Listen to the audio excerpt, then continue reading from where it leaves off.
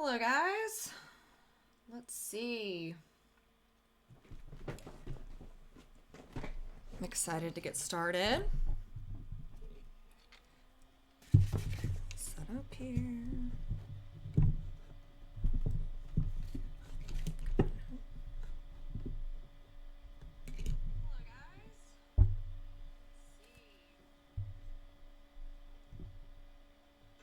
I'm excited to get started. Sorry about that, everyone. Come on now.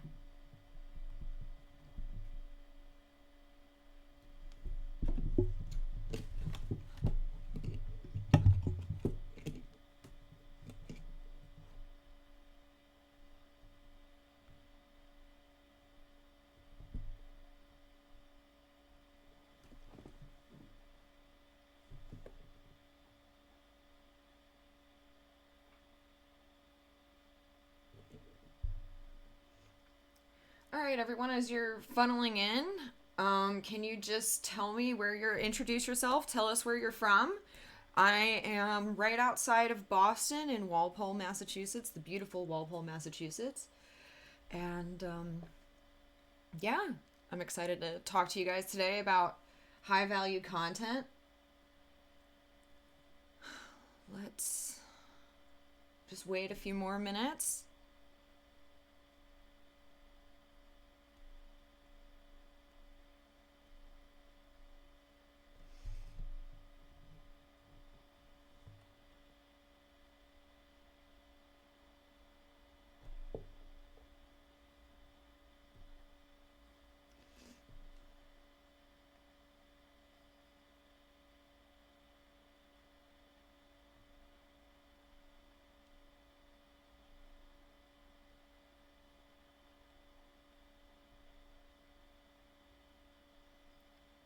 I'm just gonna link a few things here in the chat.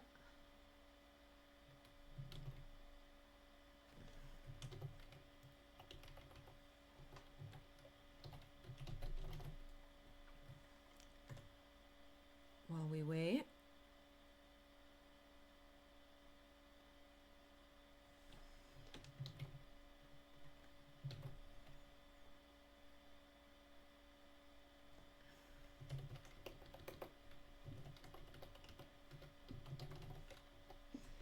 All right. Yeah, as you're filing in, guys, can you just let us know where you're from? Like, introduce yourself, say where you're from. And if you have any questions you want me to cover now, just go ahead and put them in the chat.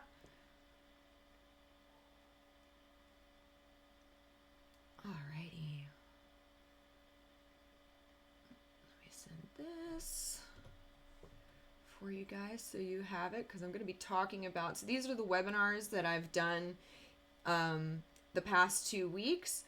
And so I'm going to reference them, and if you just want to watch them at your leisure, if you haven't already, they're available to you. Okay.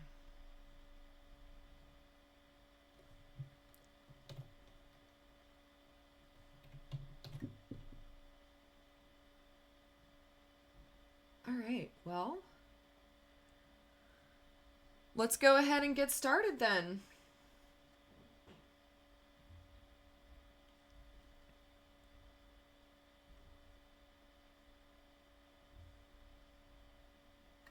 Let me just pull up all my notes. Again, if you're listening, would love to see where you're from, introduce yourself. Let me just see, make sure that no one's done that, because sometimes my phone is loading or loads weird. Okay.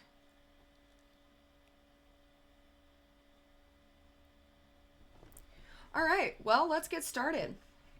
So I do want to mention that if you have any technical difficulties, I know that LinkedIn they've offered some very strange suggestions as to what you should do if you have technical difficulties. And basically, the best thing they said was either to clear the cookies or the cache on your internet browser, or if you're looking at it on your phone and you're having trouble to sorry, my nose is itchy. If you're having trouble to just log in on your computer if you can't see it on your phone. I know that might not be the most convenient, but this will be recorded, and so you can always catch the replay. It'll be listed on my profile, so that's not a huge issue. But to talk about what we're going to be going over... Oh, here. Hey, Celeste. Johannesburg. Wow, that's really awesome.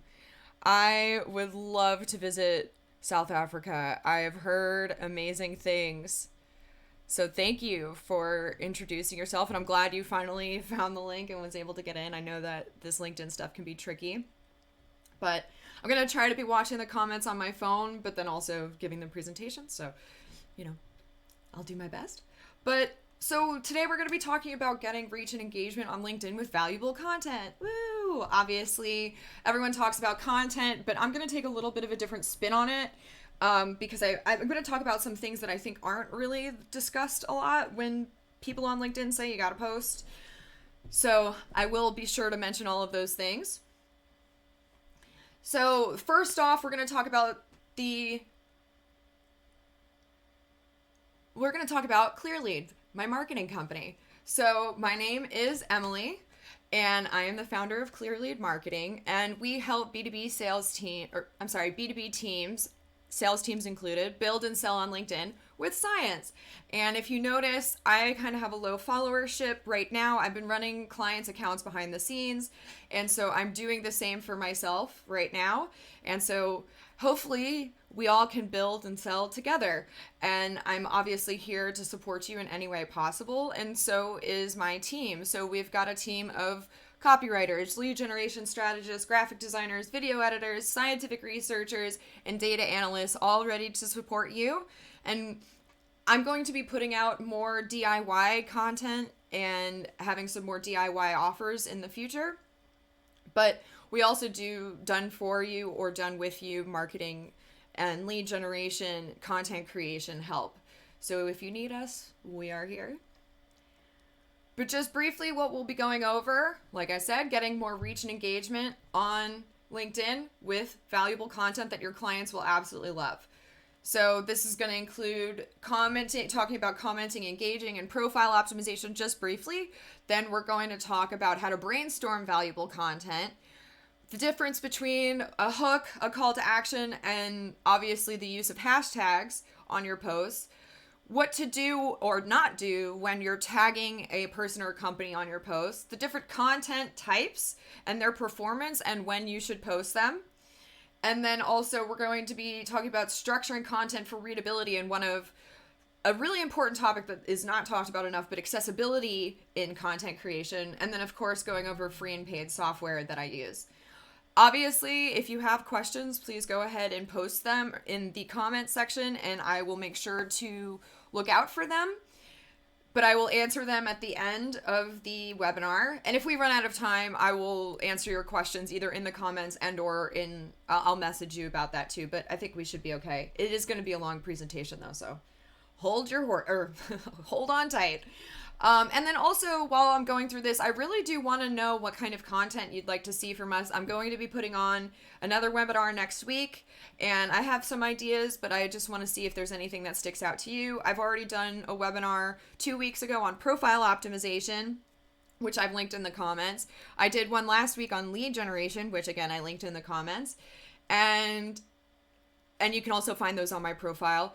And then this week we're talking about content creation, yay. But like I said, I have a few ideas, one of which is marketing for your company page, like basically optimizing your company profile page. Another one is the different types of settings that you might want to use for your profile to either gain or reduce visibility or privacy, just depending on your preferences.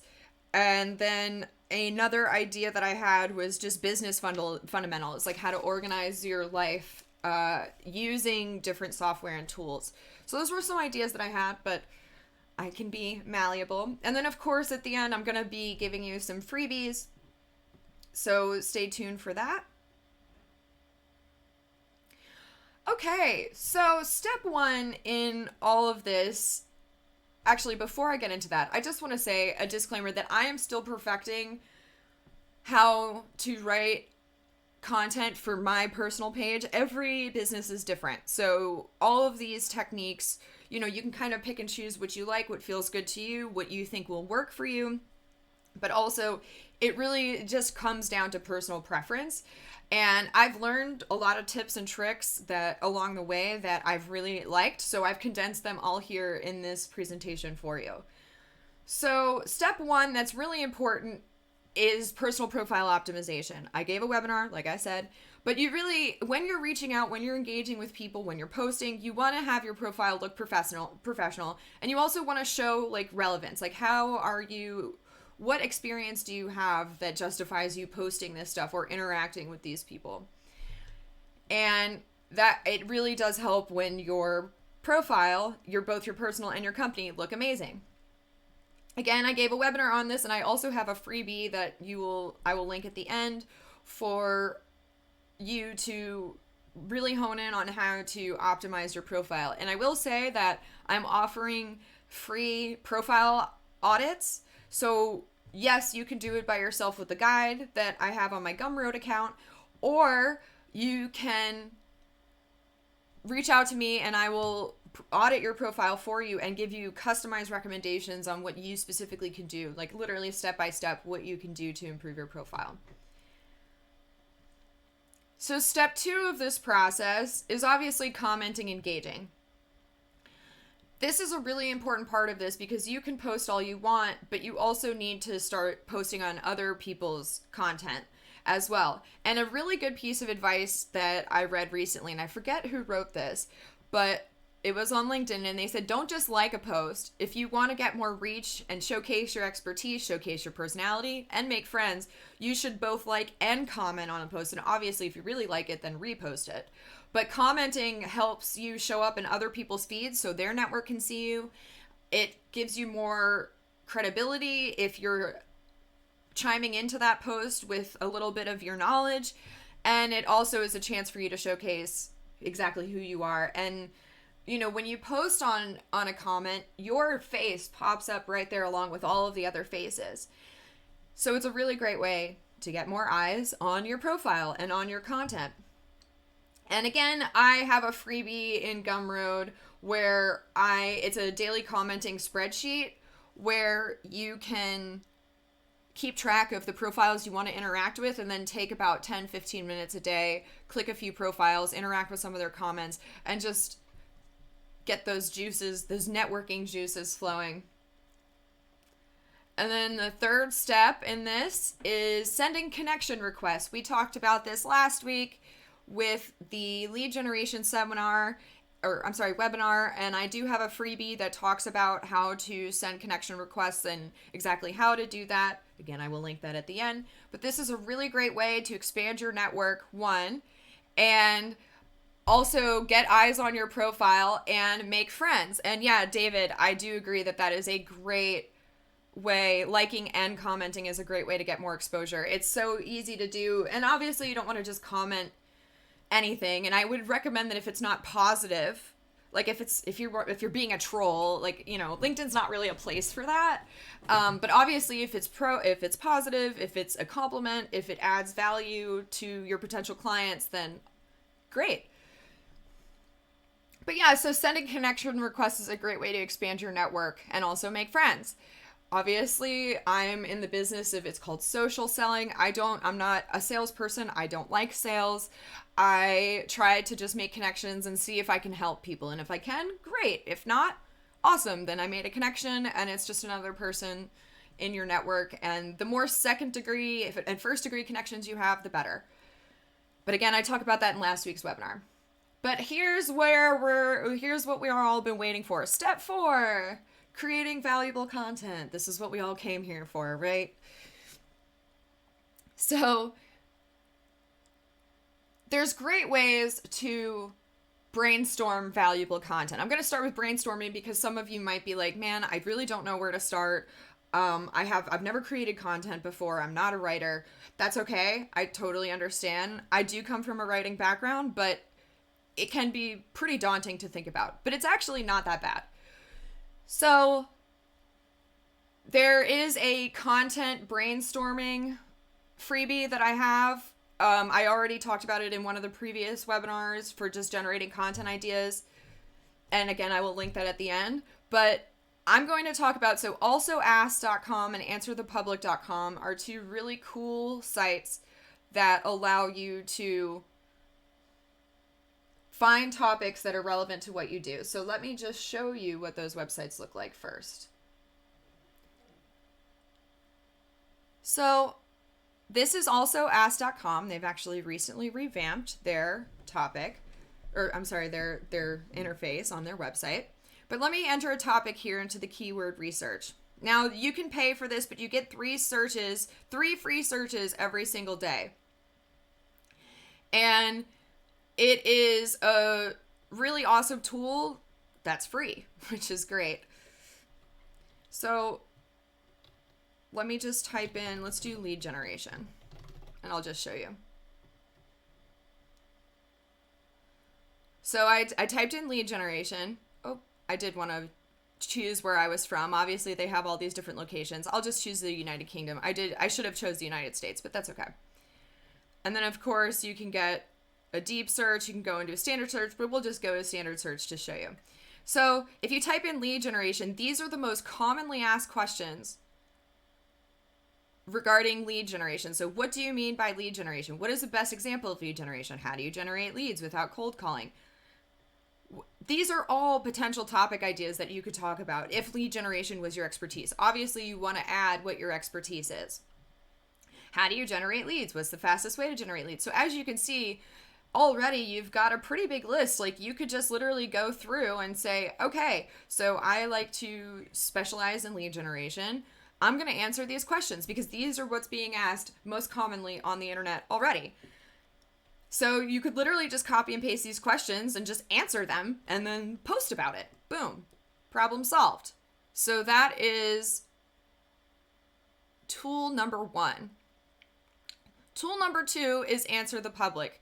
This is great. Again, they expanded their this, I believe, Also Asked and Answer the Public are they're owned by the same company, Neil Patel Digital, this guy right here.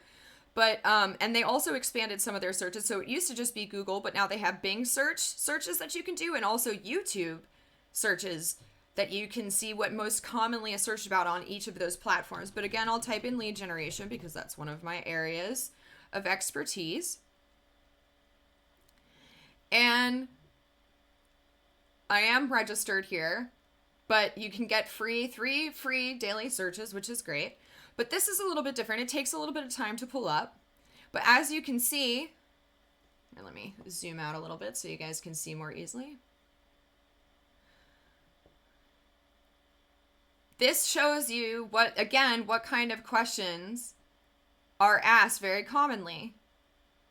So this is actually not a good example because usually this wheel is a little bit more advanced, and you can obviously explore this, but it shows you what the price per click is. That's especially good if you're doing YouTube video titles or affiliate marketing, but that's a whole other ball game. But you can see here, like, there's the search volume, cost per click, usually gives you some sort of rating. Yeah, this has a pretty good search volume.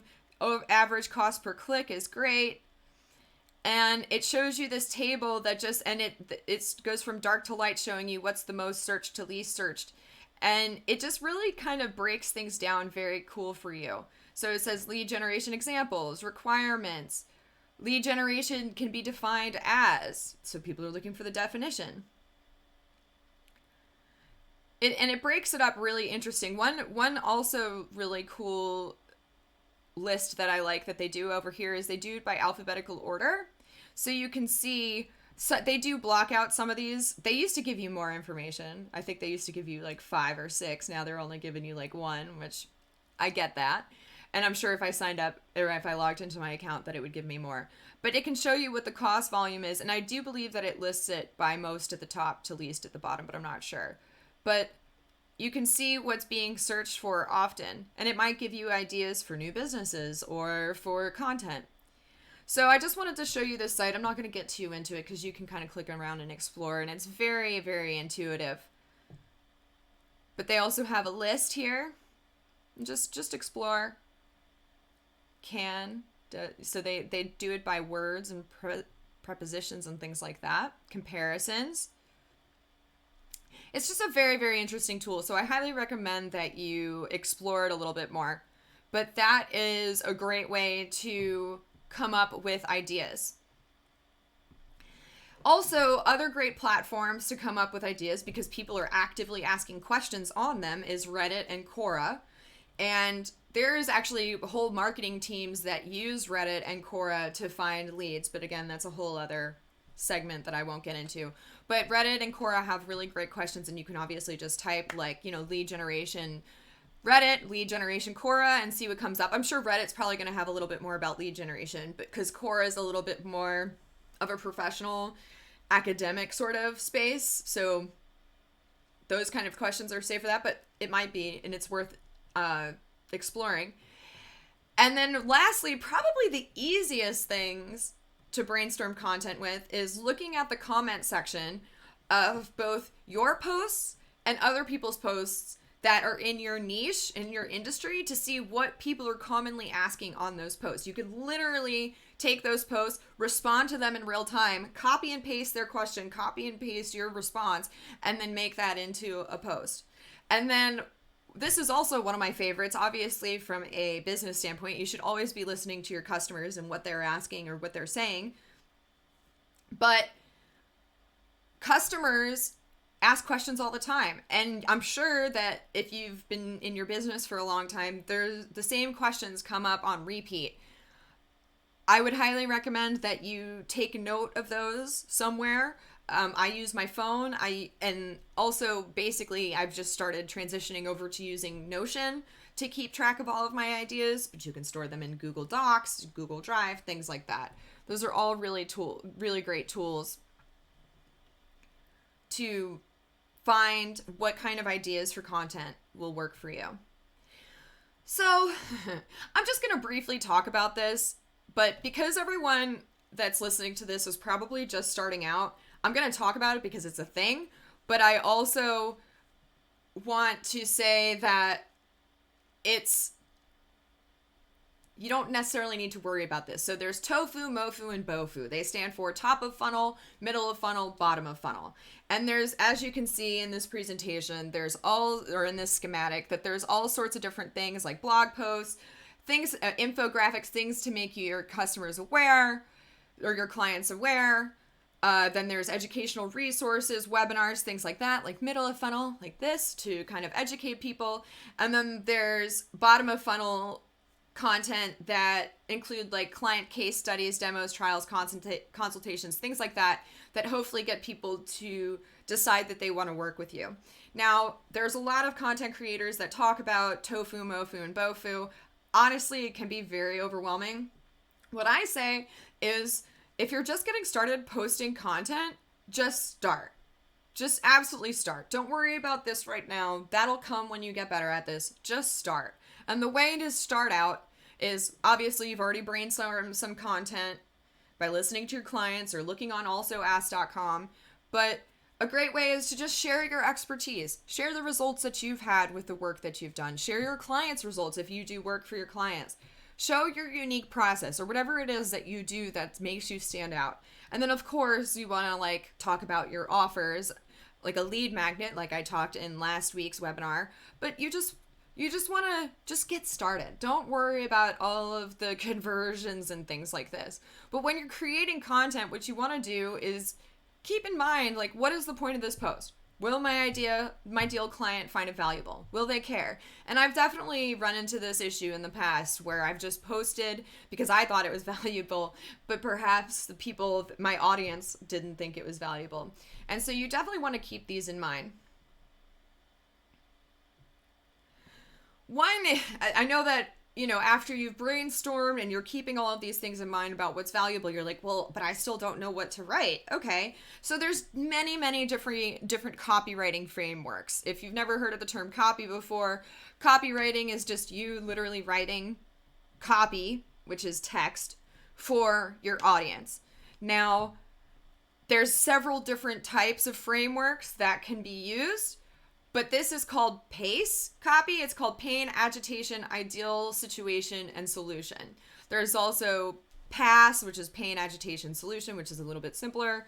But Nick Brokema, he talks about content design, so his stuff is super pretty. But he basically breaks down how a post might look like if you used this situation. So we'll talk about hooks in a moment, but you would have your hook at the top, and then you would, have some sort of evidence that sets you up as an authority, and then obviously your pain, your client's pain, your potential audience's pain.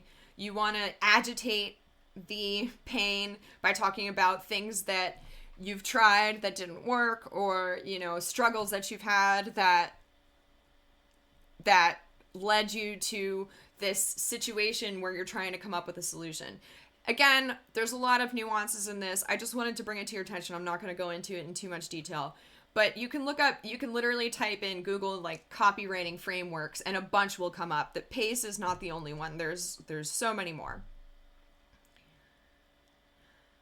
But this is actually, I think, an even more helpful suggestion than coming up with specific copywriting frameworks.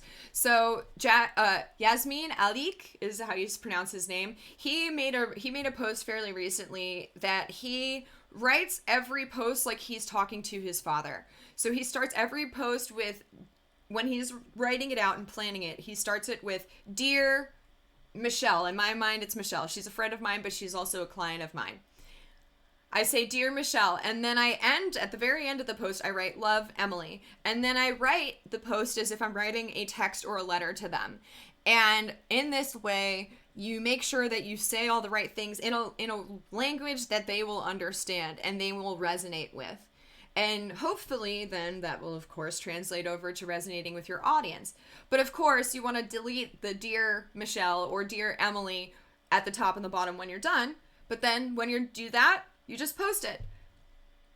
And I think that's a really great way of planning for your content. Oopsie. Oh, sorry. So at the very, very top of each post, there's three main parts of a post. There's the hook, there's the body, like where you tell your story or you talk about the details of the post, of what you're trying to talk about, and then the end, where you're trying to make some sort of offer or get them to act in some sort of way. So the main purpose of a hook is to get the reader to stop scrolling. This is the very first line or the very first two lines that they're going to see in their feed. Your whole post does not display in a feed. If you notice, when a post displays in a feed,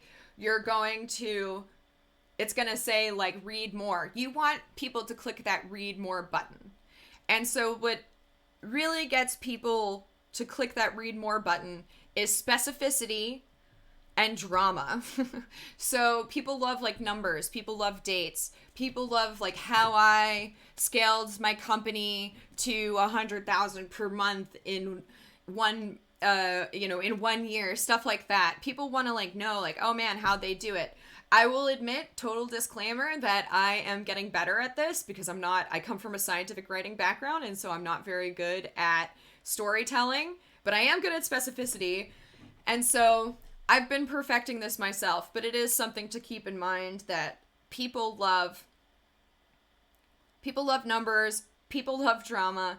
You just want to get them to stop scrolling. And obviously the readers are going to be saying like, what's in it for me? So when you're planning your post, you want to say like, what am I trying to give people with this post? Is it mental clarity, financial freedom, profitable investment, personal connection? Like, what is it that I'm trying to accomplish with this post? And then of course, if you can, tie in your call to action in the hook if you can, but that's not absolutely necessary. And we'll talk about calls to action in a moment. Now we talk about calls to action. They're otherwise known as calls to value. A little bit, basically, you just want your audience to do something. So the examples of this are like comment below, or repost if you found this helpful, sign up for this course, or DM me if you need help. Start building your LinkedIn is another great way. Oh no. Oh, I am so sorry. I just realized that I hadn't put back my... darn it. I am so sorry. about that. I've been like going through all these different slides. Well, if you're curious what the slides looked like, this is what they looked like. This is what pain, agitation, ideal solution looks like. Ugh. I am so sorry, guys. This is what Yasmin Alik talks about. This is what slide about hooks. Again, you can watch this replay, so if you need to, pause. If you want to take notes, watch the replay and then just pause on each of these screens. I am so sorry. Just realized that when I looked over at my screen. Of course. Nothing goes smooth, right? Alrighty. So one example of a call to action is right here. Or actually, this is called a call to value. So build your LinkedIn for free is a call to value. It's also a call to action. And then, of course, people click that link and then they go to the new screen. All right. I just wanted to show you that example. I am so sorry about that, guys. And another a piece of advice that some content creators give is one post should have one call to action. You know, people like simplicity. You want to keep it as simple as possible. And so the more things you have them do, like comment below, repost, all this stuff, unless there's this, you're specifically giving them something away and you say, like say you say, to get this offer, you must like, comment, and post and repost this, and I will DM you the offer. Obviously, that's a great way to get more engagement on your post. However, typically speaking, you want them to just do one thing. So only ask them one question, comment below, or, you know, sign up here, things like that. And again, you want to keep this as simple as possible. Simple yes, no responses, agree, disagree, drop an emoji, drop a word like audit. So if I was offering a profile, like, you know, comment audit and I will give you a free profile audit, which is totally true. So if you want a free profile audit, comment on it and I will give you one. What was your favorite moment from this video or this podcast? You know, something like that, or click the link. And the way that you can do this is by showing a PS at the bottom, because it breaks, or a colorful emoji. So it actually breaks up their line of sight when you are looking through the post. And I'll show you an example of that. So let me make sure I'm sharing the screens correctly. Oh, I am so sorry, guys. I know I keep saying that, and I just need to move on. Okay. So here's a post that I made the other day about me building something, and I have a section here. So some people will talk about creating scannable copy, but if you notice, like when people have big block text, it's not exactly the most visually appealing, so that's why you like to break it up. And you make it spaced out. And a lot of the times people are just going to be scanning this really quickly. So if they see a line like this or PS, it might make them stop. Like I said, emojis can do this too, but I'll talk about how emojis kind of interfere with accessibility a little bit later. But here I just have one call to action link, and that's for this webinar today. So I would highly recommend that you employ some sort of PS or emoji or a separator like this to showcase or to really make that bottom part stand out. Uh-oh. Where's my mouse? There it is. Okay.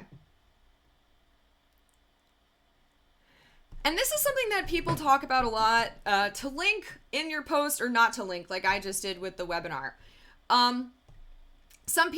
I've heard mixed results about this. Some say don't include links because the LinkedIn algorithm doesn't like that. Then I saw somebody from LinkedIn say, no, the algorithm loves links because we want to encourage educational content and information exchange. So I would just say go with what works with you. You might want to test it out. This guy, Matt Lenoff, he gave a really great he gave some really great results about some people like to post their LinkedIn in the comments. Some people like to post their links in the posts. He says that links that are done in posts do much better than links that are done in comments. And because a lot of the times comments will get buried, especially if a lot of people are interacting with your posts. So I definitely recommend that you put your links in the post. What he recommends is waiting about 10 minutes and then posting the link in the post afterwards. Personally, I just go ahead and post the links, but it's because I'm still growing my following and I'm not so worried about reach. As I grow bigger, this will become a little bit more evident. And last, at the post, I will show you again just for demonstration purposes. So see these hashtags at the end here? And I usually space them out a little bit. There is a way to use hashtags strategically. So hashtags help get more eyes on your profile, and also people that follow those specific hashtags, they want to see that content. So in a few webinars ago, we talked about what hashtags to include in your talks about section when you turn on creator mode on your profile. The hashtag strategy for posts is a little bit different. You want to choose up to about 6 hashtags, not a ton like you do on like Instagram and all those other platforms. You just want to choose up to 6 hashtags that have a little bit of a smaller following than your talks about hashtags. The reason being is bigger accounts that use those hashtags with bigger followings are obviously going to get all of the notoriety. They're going to get all of the eyes on their profile. So if you use hashtag LinkedIn, which has like millions of followers, you're probably not going to get the sort of the sort of reach that you're looking for. So you definitely want it, but you don't want to use hashtags that have such a small reach, like 3 people, that you don't get in front of anybody. So there are ways to research this, and I again talk about it in the webinar, a previous webinar, and then I also have a freebie guide that shows you what tools you can use in the profile optimization guide, what tools you can use. And then this is a little bonus topic. So about tagging people in your posts, you really only want to tag people who you know, absolutely know with 100% certainty, or like 80% certainty, let's say, who will respond. So usually these are going to be active, smaller influencers that often respond to people who tag them or comment on their posts. You can do this, you can check this by checking their activity feed and then seeing if they're likely to respond when they're tagged in something. You can just kind of do a little bit of research. And then also the same thing for smaller companies who are excited to grow. Again, if you're tagging LinkedIn in your post, you're not going to get any exposure. And also active friends and colleagues who you know will interact with your posts are also great people to tag in your posts. Now, why don't you want to tag people who won't respond in your post? It's because it can kill your reach.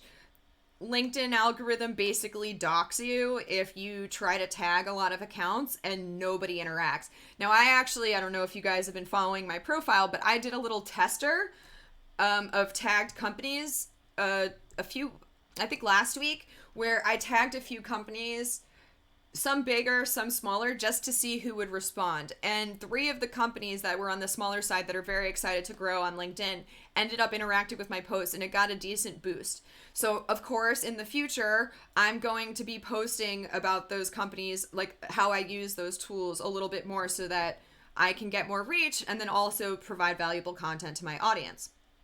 And in fact, one of the companies even asked me to be an affiliate. So that's a great way to make some extra money.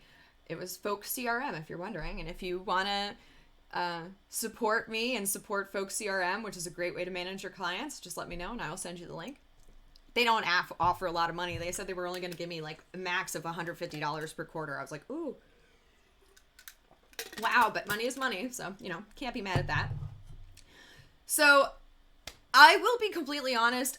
This presentation is going to go way longer than the hour. So if you have under time constraint, I can see now how much I'm talking and where I'm paced in the presentation, that it's going to go over. So, if you've got to cut out, I totally understand. I won't be upset. But then also, you can always catch the replay if this is something that you want to watch on your spare time.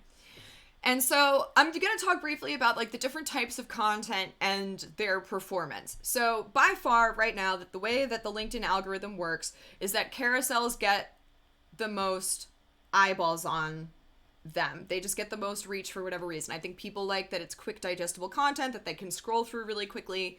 It's usually pretty eye-catching.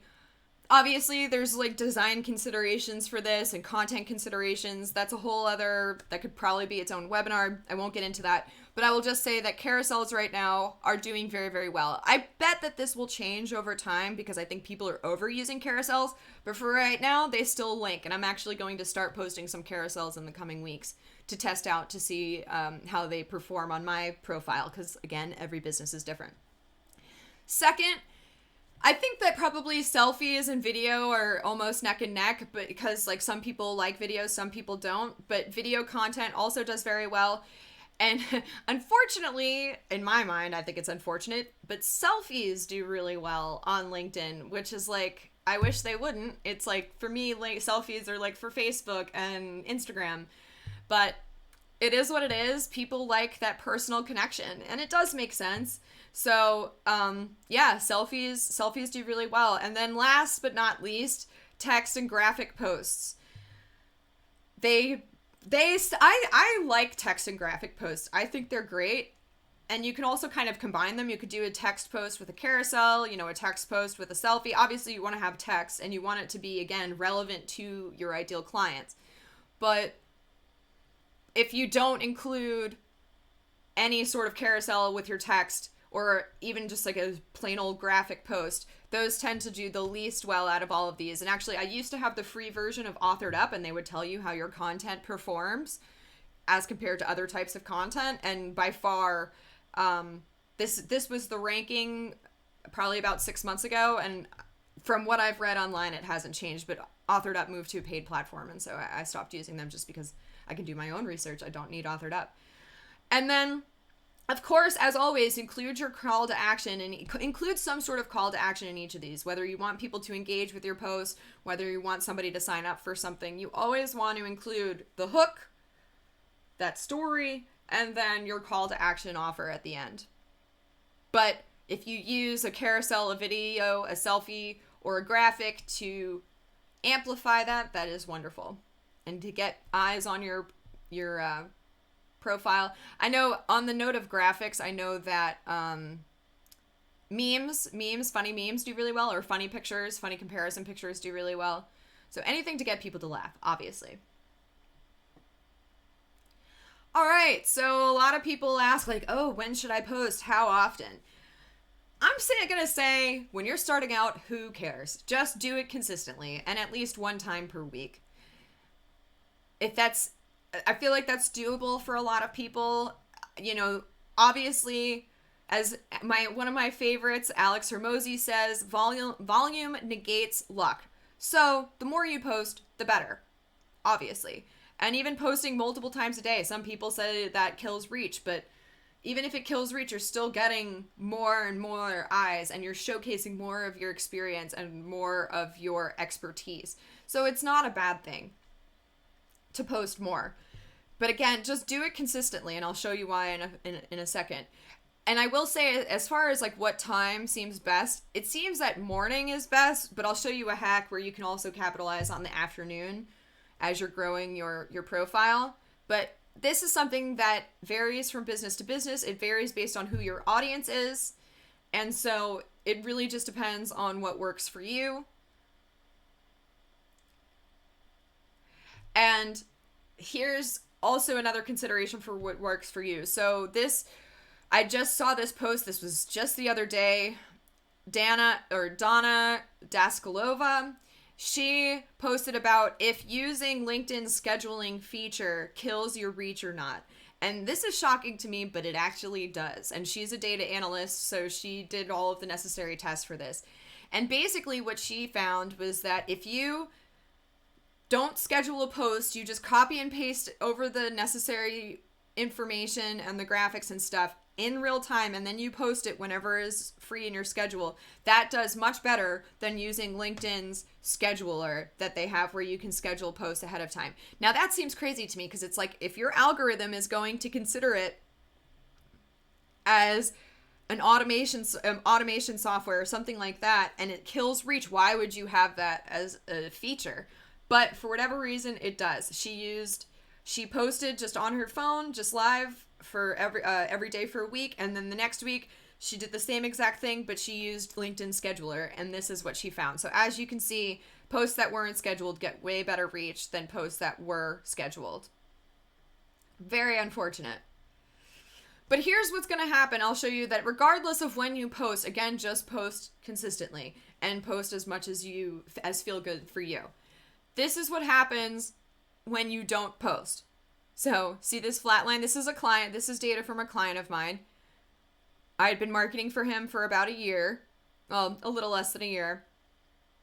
And he recently stopped because unfortunately, well, I guess for him, fortunately, he's retiring or semi-retiring.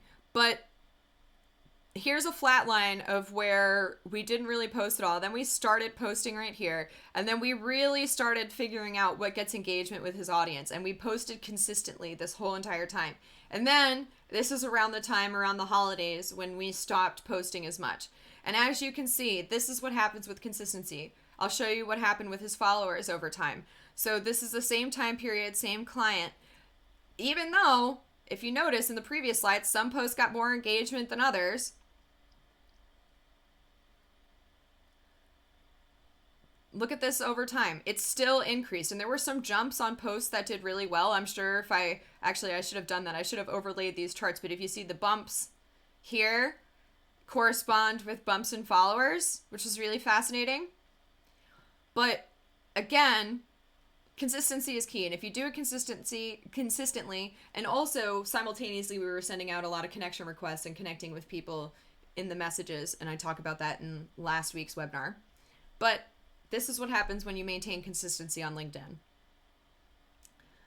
So here's some performance hacks that I've noticed that kind of help boost your reach, especially when you're starting out on LinkedIn. So, and I'll show you examples of each of these. So repost your post without thoughts. So if you recall a few slides ago, I mentioned that if you post in the morning, there's a way to... Ramiz, I see your comment and I will, I'll ask that at the end, but that's a very good comment. Question. He asks if AI written content kills our engagement. I would argue that yes, it does, because it's very evident that AI written content is written by AI. Usually it comes out with a lot of emojis. Well, I said I was going to answer it at the end. I'll answer it now. Comes out with a lot of emojis. You could just tell by the way that it was written that AI, because I've messed around with AI copywriting enough. And I actually talk about this at the end, but I don't use AI to help me write anymore. I just use it as a brainstorming tool or to make me come up with alternative ideas for hooks and things like that, just because, and I do the writing myself because, well, when I'm quicker at writing it myself, I find that editing AI's content is a lot harder. But yeah, I can 100% tell when someone used AI to write their content. So I believe it, and other people are picking up on it too. So my biggest recommendation would be for you to write your own content and then either have a copywriter help you, like us, or write what you want to say and then have AI just have AI smooth out the writing and make it flow a little bit better, but not to embellish really on anything other than what you wrote. Because again, you want to talk about your expertise, not AI's expertise. Okay, so sorry about digressing there a little bit, but so I'm going to show you what I mean by repost without your thoughts. And this will help boost reach. But there is a caveat. So let me just show you what I mean first, and then we'll go there. So if you notice on my feed, and this can get a little annoying, but it's because I'm starting out. If you notice, let's talk about the free and paid tools I use to create content. Oh, I did not repost that one. I thought I did this morning. My bad. So here's one that I reposted. If you care about making your content accessible for all audiences, and then I have it listed here again. So the way to do this, then the reason you do this is because you might post it in the morning and then it might get buried in somebody's feed. So if you repost it, somebody might see it if they're checking their account later in the afternoon. And it does help with reach. Now, again, I'm not getting very good reach on mine yet because I'm still growing my accounts, but that's okay. That's all part of the process. So what I'm going to do is how you repost with out your own thoughts is you're going to repost, and then you can say repost with your thoughts, which is valuable sometimes, especially if you're commenting on somebody else's post that you're reposting. But for this particular hack, when you want to boost reach, you just repost it as is. And then what it does is it just shows up on your feed as a double post, which again, it can be a little annoying, but this is just a hack for when you're starting out to get more views on your profile. And then the second hack that helps boost performance is only posting on your personal page and then reposting to your company page. I know what a lot of people do is they'll post on their company page and then they repost it on their personal page. The way that LinkedIn is set up, which seems, again, a little crazy, is that up until recently, company pages didn't have a whole lot of reach. It was much easier to get reach on your personal pages. And this seems obvious because people want to connect with faces. They want to connect with real humans. They are not as connected with brands and not as connected with companies anymore as they once were, like Coca-Cola and stuff back in the day. No, it's the age of personal branding right now. So, and I'll show you how I do this. So I'll do this again as an example. So I want to repost this post. I'm going to select my company as the interactor here. And then I'm going to repost on the company page without thoughts. Now, obviously, I could tie in. Now, there is also a caveat to this as well. Oh, man. Darn it. I did it again. I'm sorry. I'll show you again. So I'm so sorry. I selected Clear Lead Marketing. I clicked save. And then I just did repost with my thoughts here. But I literally just did it. So I'm not going to do it again. But that's how you would repost with your company page. Now, again, here we go back. There is a caveat. So with reposting without your thoughts on your personal page, I have had an issue before where I was posting a post that I had posted for a client of mine was getting tens of thousands of impressions. It was getting hundreds of engagements. And I reposted it to see if it would boost engagement. And it actually stopped engagement. So you definitely want to be careful. Like if your post is doing really well, let it do really well. Let the algorithm run. But of course, if you're starting out and you're not getting as many impressions, go ahead and repost it and it'll help boost it a little bit. And again, more eyes, the better. Another thing about reposting to a company page is if you have a whole team of people working with you on your account, then it might be that you can afford to be posting on your company page. But if you're a solopreneur, you're just starting out, it's much, much easier to just post it on your personal page and repost it to your company page. Okay. So now, sorry about that. So now I'm going to talk about something that is not talked about too much, but more and more people are starting to talk about it. So this is called structuring posts. So a lot of posts look like these blocks. As he likes to, this is Nick Brokima again, he talks about content design. He said the copy doesn't breathe, there's no text formatting, there's long paragraphs, long sentences, no white lines. It's really, really hard to read. What he is advocating for is switching it up and making it a lot more visually appealing. And if you look on his site, or on his profile, his posts are very visually appealing. And so you can use things like descending lines, ascending lines, lots of use of breaking it up, basically having like a section title, if you will, shorter sentences. I'll talk about this in a moment. There's one line sentence. You basically want like one line sentences and try to get it short. It takes really good copy editing to do this. And this is a little bit more my expertise. I come from a scientific editing and writing background, so I really do appreciate short, concise information. Oh, thank you, Nikki. That was so nice. Thank you. I love you, Nikki. I'm glad you're here.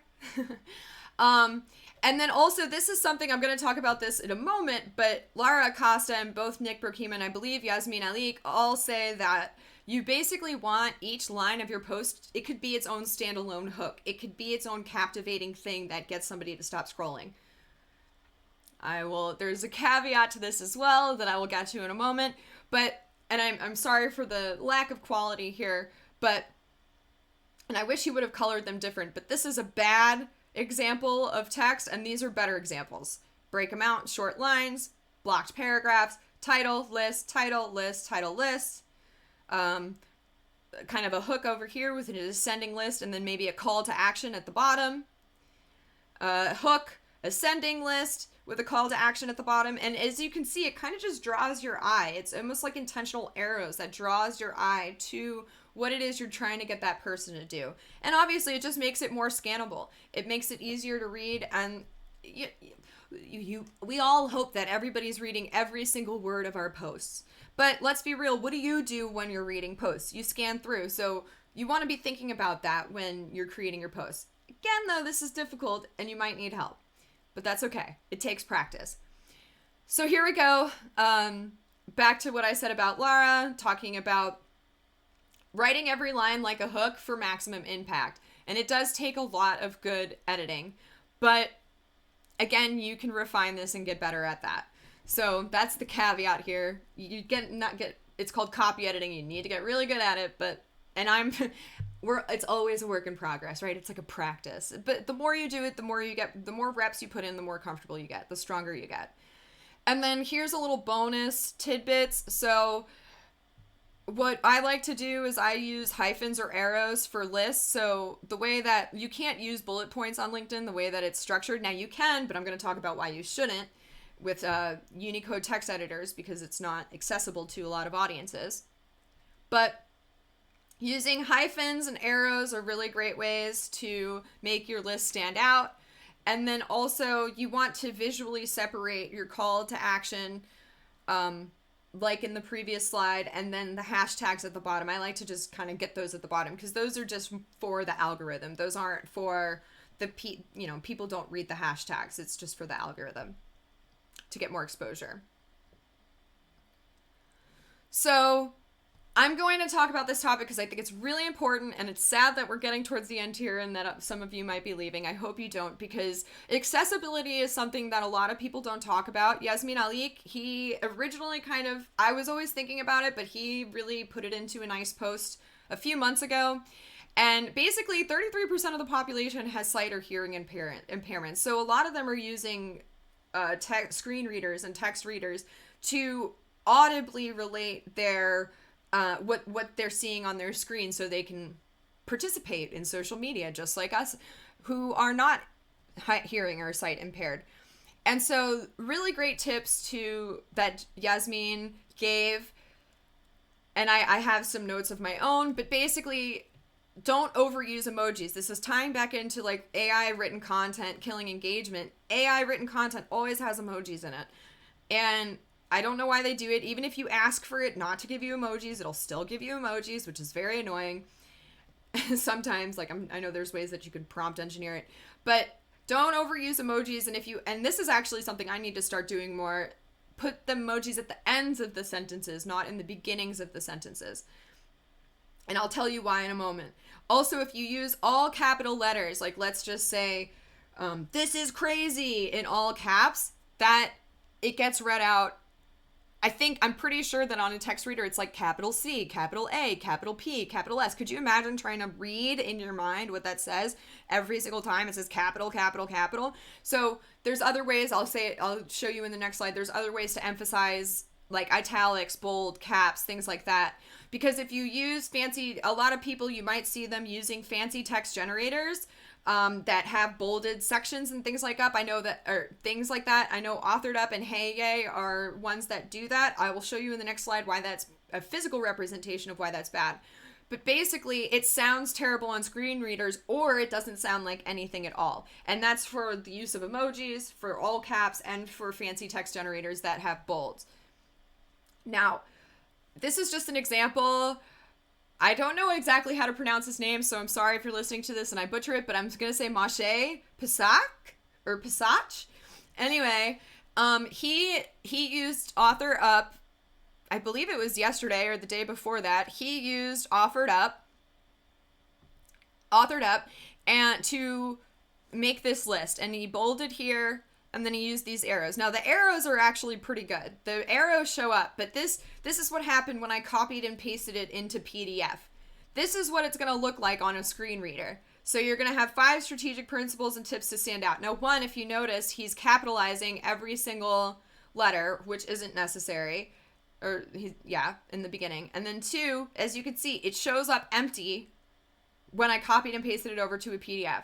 So either it's going to read like gibberish on a screen reader, or it's not going to read at all. So all they're going to get is 1, colon, and then a list. Now again, I'm not exactly sure how these arrows read, but I would argue that they probably read really strange, like, because they seem like images. So again, I would recommend using like hyphens, or there's an arrow. There's another type of arrow that you can use that I steal it from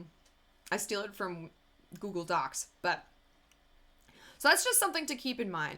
And then again, here's the do's for accessibility. So there's ways to bold a word or italicize a word without actually italicizing a word. Now I'm sure that this also gets read weird in screen readers, but at least they will show up and it'll say asterisk, asterisk. And so, and someone can visualize that more easily than they can nothing.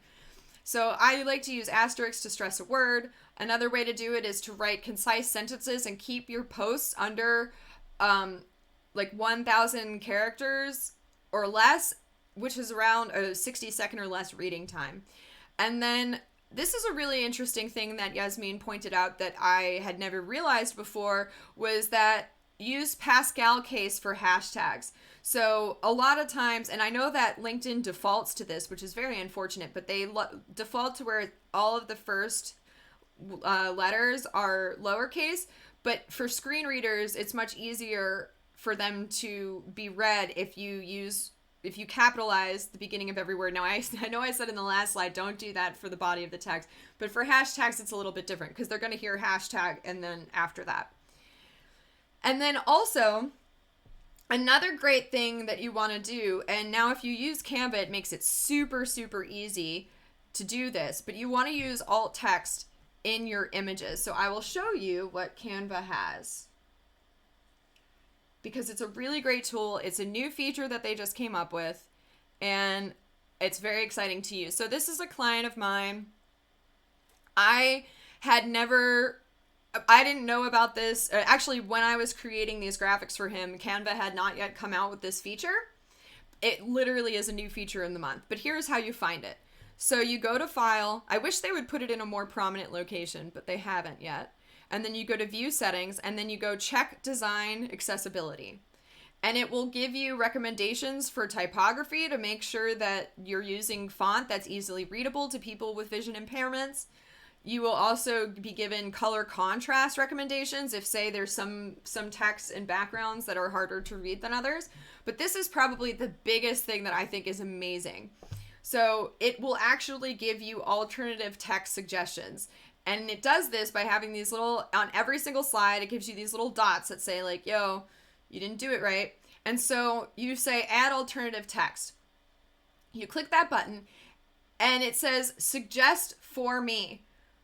I tried this the other day because I was like, I don't really know. There's a whole art to writing alt text and all that stuff. I don't really know it.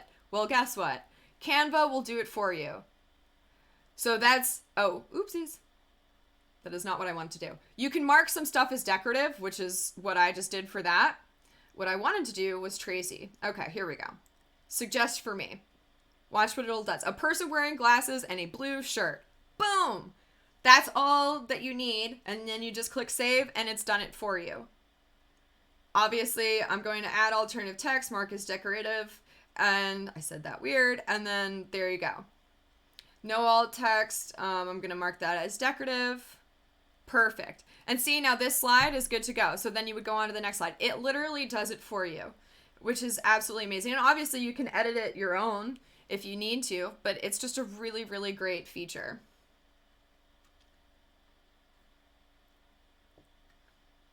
And again, all of these things that you're doing, making your content more accessible, makes listening and learning easier for all people, not just those without disabilities.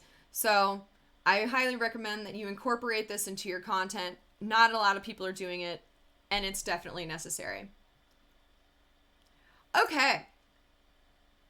So there's a lot of, I went over some software in the beginning, but these are some software that I didn't really touch upon too much that will help you plan your content a little bit better. So I talk about this in a previous webinar, and it's also in the profile optimization freebie that I will link at the end. But basically, there's ways that you can do your hashtag research for not only your profile, but for your posts as well. And you can use LinkedIn, or Engage.ai has a really great free extension that I use a lot because I'm obviously doing profile audits and creating posts all the time. It's a great way to see who exactly or what hashtags you should be using. Again, you want to use ones that have a little bit smaller of a following, but not like 0 following, because that would suck. Canva, obviously a great place to design your graphics and to determine your alt text and obviously make it a little bit more accessible. I use Notion to help plan out my content, and I'll just show you briefly, but also people use Trello. And if you've never heard of a Kanban board, then that's, again, that could be a whole other topic, but I'll just show you kind of the back end of what ours looks like. So we've got a content planner here, and I've got a backlog of all my content ideas.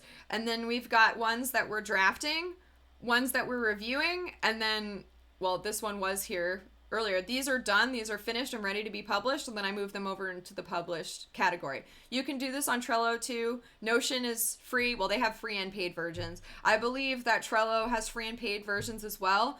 But this is just a really great way to stay organized. Obviously, there's other ways you can do it. You can take notes on your phone, Google Docs, all that stuff. But basically, you just want to stay organized, because if you're going to be posting on a consistent basis, it'll get a little overwhelming. In today's day and age, our smartphones are getting really, really good at taking video. So if you want to record video, just use your smartphone. Obviously, if you've got a camera and fancy stuff, that's great, but it doesn't need to be fancy. You could literally just do it on your phone. And in fact, one could argue that people are liking more genuine, real, unedited content these days than the like heavily edited stuff, because it seems like they're trying hard, which makes sense. So, and then obviously you can do all of these same things on your smartphone. You can use Canva on your smartphone, Notion, LinkedIn, all of these other things to take notes and to stay organized. Now, if you're like me and you like to do a lot of screen recordings and demonstrations, one good way to do it is, and actually this is the streaming software that I use to stream this broadcast right now. It's free. It's called Streamlabs, but you can also do screen recordings on it, which is great. So if you need a screen recorder that's free, Streamlabs is great. Also, Loom and SendSpark are really great screen recorders as well, and they have some, I know that Loom has a free version that's pretty good, but it has limitations. And then SendSpark, they have free up until a certain amount, and then it's paid after that. But again, they're really great for screen recording. And then last but not least, Ramiz, to talk about your AI question. Yes, there are AI software and GPTs that can help with your writing, but I find it faster to just practice and do it yourself. I've also been writing for a while, and I'm not perfect at it, but so it is a little bit faster for me to do it. I like those tools for brainstorming, but not for writing. Obviously, the technology is going to advance, so I'm sure it will get better. I know that Isabella Bedoya, she's somebody that I follow on LinkedIn. She's got a Ghostwriter GPT. I've yet to try out because it only works with ChatGPT 4, which is the paid version, and I just don't feel like paying for yet another subscription, but I will try it out eventually, because apparently, if judging by her content, her Ghostwriter GPT is very good. So Ramiz, you might want to consider following her for more AI tools and writing help. But basically, they can help you write hooks, they can help you write content, all that stuff. Again, just get good at writing it yourself. I feel like that's the best way to go. So I am sorry that we went over in time. I'm honestly surprised I finished this soon. I thought it was going to run till 1:30 my time. So I'm happy that I got through it a little bit quicker than I thought. But if you would like, here are the freebies that I have for this webinar here. Now I will say I've been having technical difficulties like crazy over the past several days. So for whatever reason, I was not able to upload the... Okay, Remy says for online recording, OBS screen recorder will be best. It's free and open source. Yeah, and Streamlabs is the same thing. I honestly... This is just a nitpicky thing on my part. I actually find that OBS is a little bit more complicated and Streamlabs has a little bit more of like a simplified interface, which is why I prefer using Streamlabs, but they're both open source, they're both free, and they're both really great software. And yeah, they just... OBS, I believe, is a little bit more built for screen recording, which, so I think you're right on that. But thank you for chiming in on that, Ramiz. By the way, Ramiz is a great video editor. If you need one, reach out to him. He's been helping me with my stuff. Some of it I do myself, which isn't the best idea. But so anyway, I'm sorry. Going back to the freebies, I'm going to give you a content hacks guide. I will send it to everybody who joined this webinar today. I unfortunately could not upload it in time. Like I said, yesterday and today, I have been having the weirdest technological issues.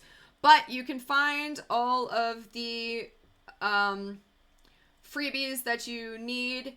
Either I will send it to you directly, or you can find it eventually in the... Oh, let me send this in my Gumroad account, which I just commented here. And also, again, I will reach out to you guys individually and make sure you get that content hacks guide. But there is a LinkedIn profile optimization guide in there, content ideas cheat sheet for you to help brainstorm ideas for your business. There's a daily engagement planner to help you keep track of who you're engaging with and commenting with on a daily basis or weekly basis. And then if you're trying to connect with people and reach out to them via Messenger on LinkedIn, I also have a copywriting and follow-up guide freebie in there as well. And so again, sorry about not being able to get the content hacks guide up there quick enough, but I will send that out. And of course, as always, thank you so much for coming. I really do appreciate it. I know that we ran over in our time, but thank you for being patient and sticking with me. If anybody has any questions, feel free to ask really quickly now, or, just comment and I will respond, or you can DM me. You can also email me, clearleadco@gmail.com. We're here to help in any way that we can, and obviously just love sharing this information with you and talking about the things that aren't really that talked about that often. So thank you so much, guys. I really appreciate your time. And yeah, thank you for coming, and I hope to see you guys soon, all your beautiful faces on LinkedIn. That's one of the reasons why I love LinkedIn, because you can see people's face. It's like giving a handshake. So thank you again, guys, and I will talk to you soon.